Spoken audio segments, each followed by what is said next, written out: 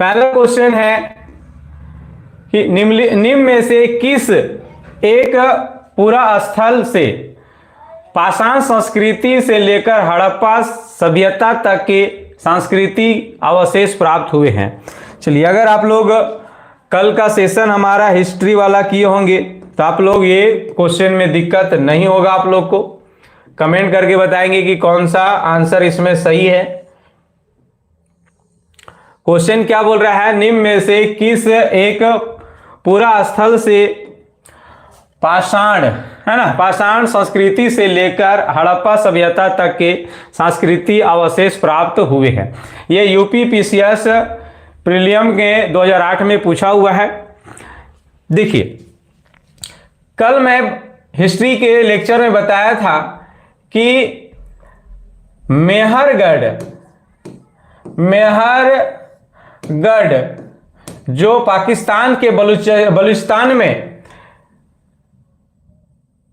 स्थित था, और बताए थे कि कौन से पहाड़ी के बीच में, तो किरथर एवं सुलेमान पहाड़ी के बीच में ये स्थल है मेहरगढ़।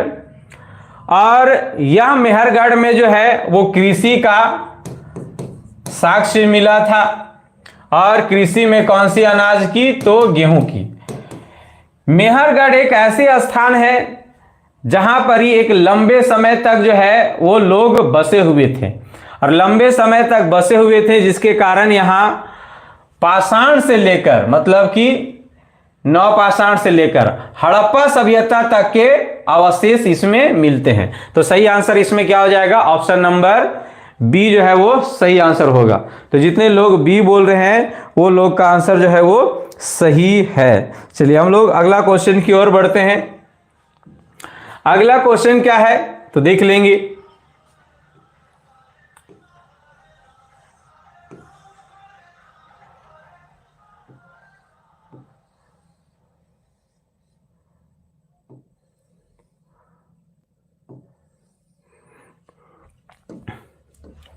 अगला क्वेश्चन क्या बोल रखा है कि फलक संस्कृति का संबंध निम्नलिखित में से किस काल से है? फलक संस्कृति की बात कर रहा है। अगर किसी में साउंड वगैरह में कोई दिक्कत है तो आप लोग कमेंट करें। संस्कृति की बात कर रहा है अगर तो चलिए, क्या बोल रखा है? फलक संस्कृति। तो आपको याद होनी चाहिए कि इतिहास के 3 कालखंड में विभक्त किया गया है: प्राग ऐतिहासिक, आदि ऐतिहासिक और ऐतिहासिक। और प्राग ऐतिहासिक में मुख्य रूप से पाषाण काल को पढ़ा जाता है, और पाषाण काल को भी 3 भाग में बांटा गया है: पूरा पाषाण, मध्य पाषाण और नवपाषाण। पूरा पाषाण काल को भी 3 भाग में बांटा गया है: निम्न पूरा पाषाण, मध्य पूरा पाषाण और उच्च पूरा पाषाण। निम्न पूरा पाषाण काल में जो भी औजार पाए गए उस औजार को हैंड एक्स संस्कृति और चॉपर चॉपिंग कहा गया। वही बात करें मध्य पूरा पाषाण काल में जो भी औजार पाए गए उसे फलक संस्कृति कहा गया है। फलक संस्कृति, क्योंकि यहाँ के औजार को मुख्य रूप से पत्थर के, नॉर्मल पत्थर का प्रयोग करके काट छाट के यहाँ के औजार बनाया जाता था, इसीलिए फलक संस्कृति कहा गया। तो यहाँ यही क्वेश्चन बोल रखा है कि फलक संस्कृति का संबंध निम्न में से किस काल से? तो सही आंसर हो जाएगा मध्य पूरा पाषाण काल से, है ना। तो किसी को यहाँ दिक्कत नहीं होना चाहिए, किसी को यहाँ दिक्कत।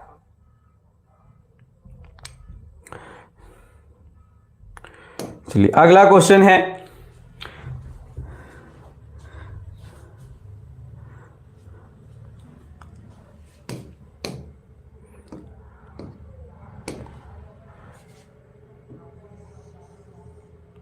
कमेंट करके बताइए क्या होगा आंसर इसका। क्या बोल रखा है कि निम्नलिखित में से किन स्थानों से मध्य पाषाण काल में पशुपालन के प्रमाण मिले हैं? तो पशुपालन के साक्ष्य कहां से मिला है? तो अभी हम बताएं देखो हम बताएं कि कोई भी हिस्ट्री हो चाहे ज्योग्राफी हो चाहे पॉलिटी हो, सबका हम सीक्वेंस से ले रहे हैं। मतलब पहले पाषाण काल, फिर मध्य पाषाण काल, ऐसे चीजों को ले रहे हैं तो सीक्वेंस आएगी। तो हिस्ट्री को 3 कालखंड में बांटा गया है, प्राग ऐतिहासिक, और प्राग ऐतिहासिक काल में ही पाषाण काल पढ़ते हैं, है ना। और पाषाण काल में 3 भाग में बांटा गया, पूरा पाषाण और मध्य पाषाण, है ना, और नवपाषाण। मध्य पाषाण काल से जो है वो पशुपालन स्थल मिले हैं, है ना। पशुपालन मतलब पशु पालन करने का साक्ष्य मिला है। 2 स्थान ऐसे मिले हैं, आदमगढ़ और बागोर। आदमगढ़ और बागोर मिले हैं। तो सही आंसर देख लीजिए इसमें कौन सा है। तो सही आंसर बागोर है यहां पर, ये ऑप्शन में राजस्थान, है ना, राजस्थान, है ना, आदमगढ़ एमपी। तो सही आंसर इसका क्या है, तो बागोर है। अगला देखते हैं हम लोग 6 नंबर क्वेश्चन को।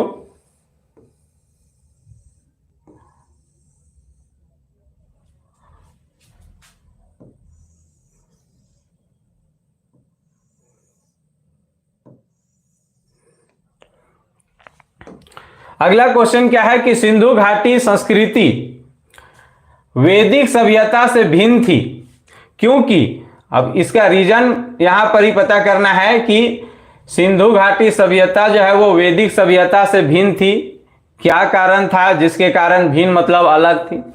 तो पहला इसके पास ऑप्शन दिया हुआ है कि इसके पास विकसित शहरी जीवन की सुविधाएं थी। सही बात है, सिंधु सभ्यता एक शहरी सभ्यता थी, ये बात सही है।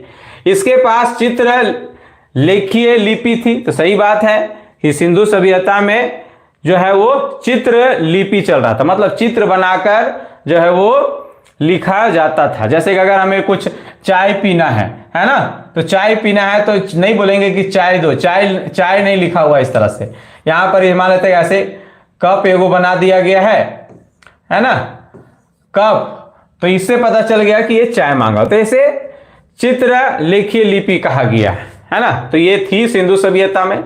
इसके पास लोहे और रक्षा शस्त्र के ज्ञान का अभाव था। तो सही बात है, सिंधु सभ्यता के लोगों का लोहे के बारे में जानकारी नहीं थी। याद रखेंगे, सिंधु सभ्यता के लोग जो है वो सोना हो गया, मतलब गोल्ड, है ना, सोना, चांदी, तांबा, है ना, कांसा, ये सबसे प्रचलित थे। लेकिन कौन से धातु से प्रचलित नहीं थे, लोहा से इन लोग प्रचलित नहीं थे। तो सही आंसर क्या हो जाएगा, उपर्युक्त सभी।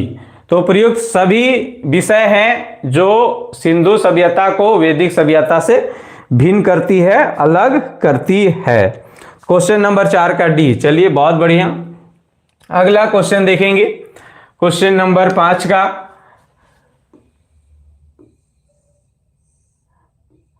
क्वेश्चन नंबर 5 का आंसर जल्दी बताएंगे। आज कोई क्वेश्चन में दिक्कत है तो बताएंगे। कल आप लोग बोले थे सर सही से दिखाई नहीं दे रहा है, तो आज आप लोग कमेंट करके बताइए कि सही से दिखाई दे रहा है या नहीं दे रहा है।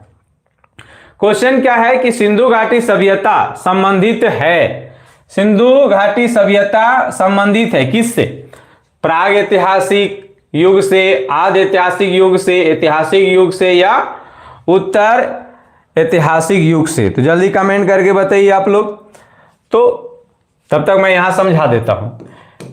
हम बार बार बताए हैं कि अगर आप मेरा ये सीरीज भी कंटिन्यू देख लेंगे तो हिस्ट्री, पॉलिटी और ज्योग्राफी जो है आपका क्लियर हो जाएगा, क्योंकि यहां क्वेश्चन ही हम ऐसे सेट किए हुए हैं। बताया था कि इतिहास 3 कालखंड में है, प्राग ऐतिहासिक, आदि ऐतिहासिक और ऐतिहासिक, है ना। तो आदि ऐतिहासिक के अंतर्गत में ही सिंधु सभ्यता को रखा गया है ना, सिंधु सभ्यता, क्योंकि इसमें आमतौर पे आधा अधूरे चीज मिले हैं। मतलब कि सिंधु सभ्यता में लिखित साक्ष्य तो मिले हैं, लेकिन इसमें पढ़ा नहीं जा सका, मतलब आधा अधूरा चीजें हैं, इसीलिए इसे आदि ऐतिहासिक काल में रखा गया है। तो सही आंसर इसमें जो है वो कौन सा है, तो पांचवा का बी आदि ऐतिहासिक काल सही आंसर है। अभी तक कोई आंसर नहीं किए। चलिए अगला ऑप्शन है, अगला क्वेश्चन है, हड़प्पा सभ्यता की जानकारी का प्रमुख स्रोत है। तो सिंधु सभ्यता की जानकारी का प्रमुख स्रोत क्या है? जल्दी कमेंट करके बताइए आप लोग।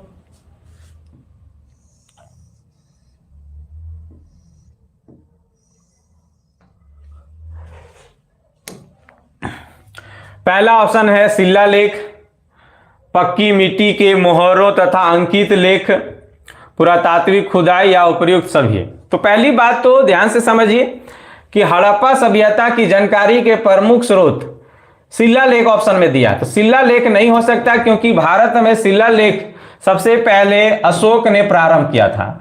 राजा अशोक ने, है ना, अशोक ने प्रारंभ किया था।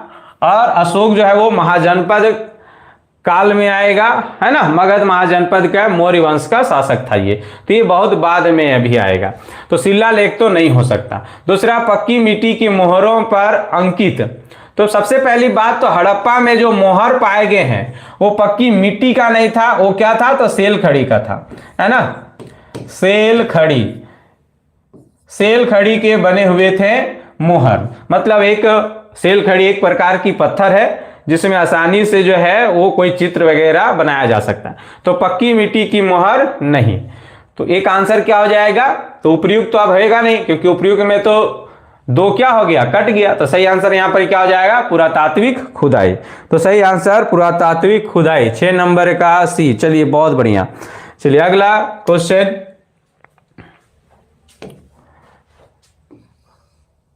हड़प्पा सभ्यता की खोज किस वर्ष हुई? बहुत आसान क्वेश्चन, एसएससी 2004 का ये क्वेश्चन है। जो जानते होंगे, पढ़े लिखे रहेंगे, उन लोग के लिए बहुत आसान है। जो नहीं पढ़े रहेंगे, ये भी क्वेश्चन जो है वो उसके लिए पहाड़ जैसा लगेगा। तो हड़प्पा सभ्यता की खोज किस वर्ष हुई? अगर अभी मेरा 6:30 बजे वाला लेक्चर देखेंगे तो आप लोग को मालूम होगा कि हड़प्पा शहर की खुदाई जो है वो 1921 ईस्वी में हुई थी, और ये सिंधु सभ्यता का पहला शहर था, है ना। तो सही आंसर कौन सा हो जाएगा? ऑप्शन नंबर डी, 7 का डी। चलिए बहुत बढ़िया, 7 का डी। चलिए अगला क्वेश्चन, अगला क्वेश्चन है कि हड़प्पा सभ्यता किस युग की थी? अभी देख लीजिए क्वेश्चन, किस युग की थी? हड़प्पा सभ्यता किस युग की थी? कमेंट करके आप लोग बताएंगे। पहला इसमें ऑप्शन है कांस्य युग, दूसरा है नवपाषाण युग, तीसरा पूरा पाषाण युग और लोह युग। तो हम बताए थे आप लोग को कि हिस्ट्री को जो है वो 3 भागों में बांटा गया है, प्राग ऐतिहासिक, आदि ऐतिहासिक और ऐतिहासिक। अब यहां एक आपको याद रखना है कि क्रिश्चियन थॉमसन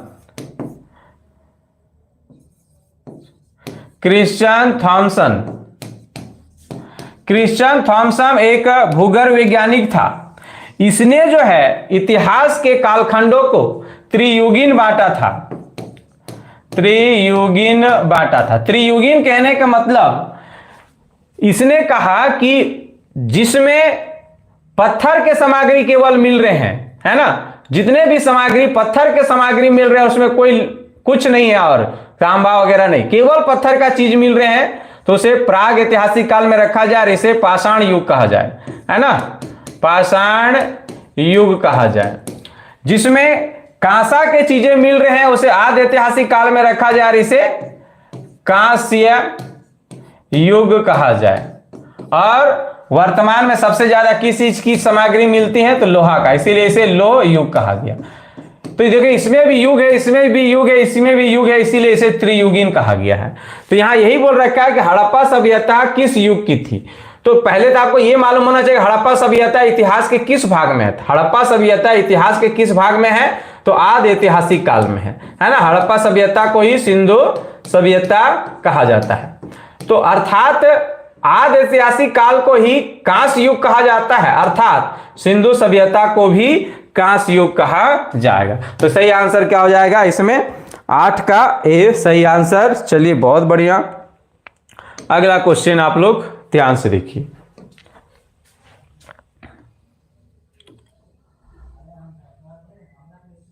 आप लोग कमेंट जल्दी जल्दी करें, मोबाइल में आप लोग का एक मोबाइल कमेंट पढ़ने के लिए ही रखे, हम जल्दी जल्दी से कमेंट करेंगे। चलिए, हड़प्पा का उत्खनन करने वाला प्रथम पुरातात्विद जो इसके महत्व को नहीं समझ पाया था। तो सही आंसर यहां पर ही देख लेंगे, ऑप्शन में अलेक्जेंडर कनिंघम है, सर जॉन मार्शल है, मार्टिमर व्हीलर है और जॉन ए डेल्स है।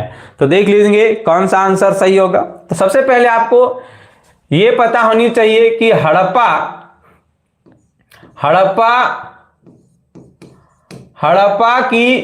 हड़प्पा सभ्यता बोले चाहे सिंधु सभ्यता, इससे संबंधित पहला पुरातात्विक की खोज जो है वो अलेक्जेंडर कनिंघम ने किया था, है ना, अलेक्जेंडर कनिंघम ने किया था। लेकिन ये अलेक्जेंडर कनिंघम इसकी महत्व को नहीं समझ पाया कि ये इतने बड़े इतिहास रचा जाएगा। तो सही आंसर यहां पर ही कौन हो जाएगा? तो अलेक्जेंडर कनिंघम। ये भारत के भूमि से पहला भूगर्भ वैज्ञानिक अलेक्जेंडर कनिंघम था, जिसने पुरातात्विक का खोज किया था, है ना, पुरातात्विक का खोज किया था। इसीलिए अलेक्जेंडर कनिंघम को पुरातात्विक का जनक कहा जाता है। याद रखेंगे, भारत के पुरातात्विक जनक किसे कहते हैं? तो अलेक्जेंडर कनिंघम को कहा जाता है। 9 का ए। चलिए बहुत बढ़िया। चलिए, सिंधु घाटी सभ्यता निम्नलिखित में से किस सभ्यता के समकालीन नहीं थी? चलिए बहुत अच्छी क्वेश्चन है।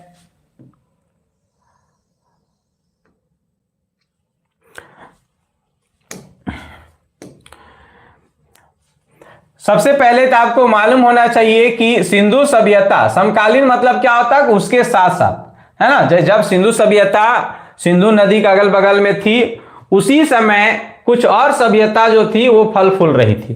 तो पहले तो आपको यह मालूम होना चाहिए कि सिंधु सभ्यता के समकालीन सभ्यता कौन कौन थी? तो पहला तो आपको याद रखना मेसोपोटामिया की सभ्यता। मेसोपोटामिया की सभ्यता जो थी वो इसके समकालीन था। मेसोपोटामिया की सभ्यता किन नदियों के बगल में फला फूला था? तो याद रखेंगे टिग्रिस एवं यूफ्रेटस, 2 नदी के बीच में थी। यूफ्रेटस, टिग्रिस एवं यूफ्रेटस को दजला एवं फरात भी कहा जाता है, दजला और फरात।